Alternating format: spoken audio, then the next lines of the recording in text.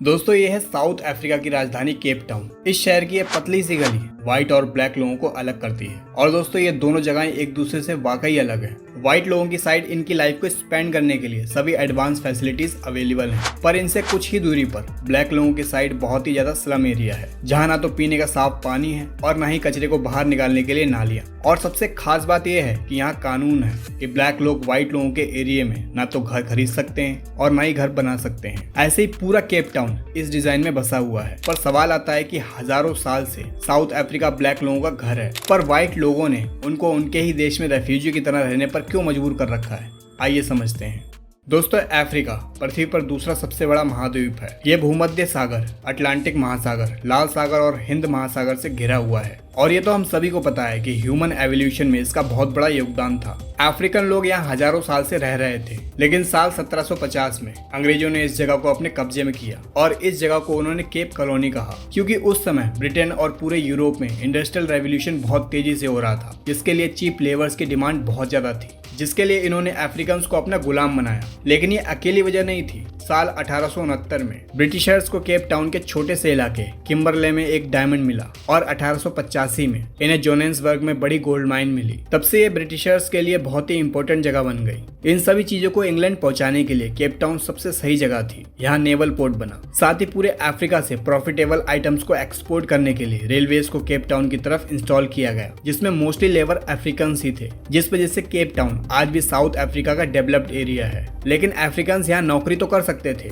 पर यहाँ रह नहीं सकते और ना ही यहाँ घर ले सकते थे, क्योंकि अफ्रीकन ब्लैक हैं। सिर्फ व्हाइट लोग ही यहाँ रह सकते हैं। ये कानून 1913 में बना था, जिसे कहते हैं लैंड एक्ट ऑफ 1913। इसके अकॉर्डिंग देश के 70% पॉपुलेशन, जो कि मूल निवासी अफ्रीकन थे, उन्हें पूरे देश के सिर्फ 8% एरिया पर ही रहने की इजाजत दी गई, जो कि काफी रूरल एरिया थे, जहां खेती करनी भी बहुत मुश्किल थी। और दूसरा कि अगर अफ्रीकन शहर में रहना चाहते हैं तो उन्हें व्हाइट लोगों के लिए काम करना होगा, जिससे वो शहर से कुछ दूरी पर रह सकते हैं, जिन्हें ये लोग टाउनशिप कहते थे। 1950 में ग्रुप एरिया एक्ट लाया गया, जिसके अकॉर्डिंग सिटीज को लोगों के रंग के हिसाब से डिजाइन किया गया। इस कानून में साउथ अफ्रीकन पॉपुलेशन को 3 हिस्से में अलग किया गया: व्हाइट पीपल्स, नेटिव अफ्रीकन्स और मिक्स लोग, यानी अफ्रीकन्स और एशियन या यूरोपियंस की मिक्स पॉपुलेशन। व्हाइट लोगों को शहर में रखा गया, जहां इन्हें हाई फैसिलिटी और इकोनॉमिक जोन दिया गया, जो कि पूरे साउथ अफ्रीका का 86% एरिया था, जबकि गोरे लोग पूरे देश में सिर्फ 17% थे। ब्लैक लोगों का एरिया शहर से दूर था,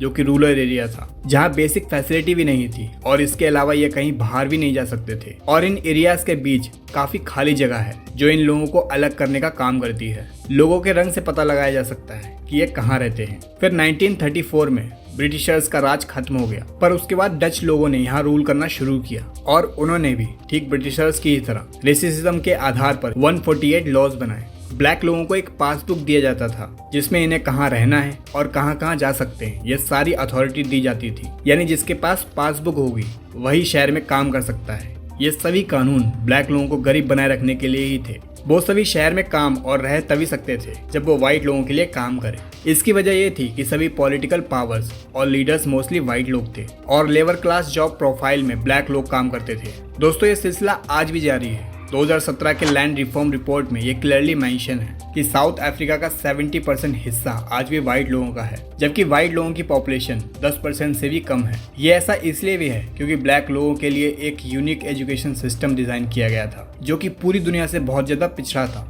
ऐसा ही कुछ इंडिया के साथ भी हुआ था। अगर आपको इसकी जानकारी चाहिए तो इस वाली वीडियो को जरूर देखें, लिंक आपको डिस्क्रिप्शन में भी मिल जाएगा। खैर साउथ अफ्रीका में इसे वेंट टू एजुकेशन पॉलिसी कहते थे। इतना ही नहीं, 1949 में मैरिज एक्ट के तहत कोई भी ब्लैक मैन व्हाइट गर्ल से शादी नहीं कर सकता था। ब्लैक लोगों का व्हाइट लोगों के बीच जाना सख्त मना था, बल्कि सबसे बड़ी बात वो वोट तक नहीं दे सकते थे, क्योंकि कानून के हिसाब से ब्लैक लोग साउथ अफ्रीका के सिटीजन नहीं थे। मतलब ये अपने ही देश में सिटीजन नहीं थे। दोस्तों आज भी साउथ अफ्रीका में 2 तरह के लोग रहते हैं: व्हाइट पीपल्स जो बहुत रिच हैं और अच्छी सोसाइटी में रहते हैं, और ब्लैक पीपल्स जो बहुत ही गरीब हैं और स्लम एरियाज में रहते हैं, जहाँ ठीक से साफ पानी तक नसीब नहीं होता। ब्लैक लोगों के मुकाबले व्हाइट लोग 8 से 10% ज्यादा कमाते हैं। पूरे देश में मोस्टली सक्सेसफुल और पैसे वाले लोग व्हाइट लोग हैं। 1994 में नेल्सन मंडेला के नेतृत्व में साउथ अफ्रीका को आज़ादी मिली और इन सभी कानूनों पर प्रतिबंध लगाया गया, जिसके लिए नेल्सन मंडेला को 27 साल के लिए जेल में बंद कर दिया गया। पर आज भी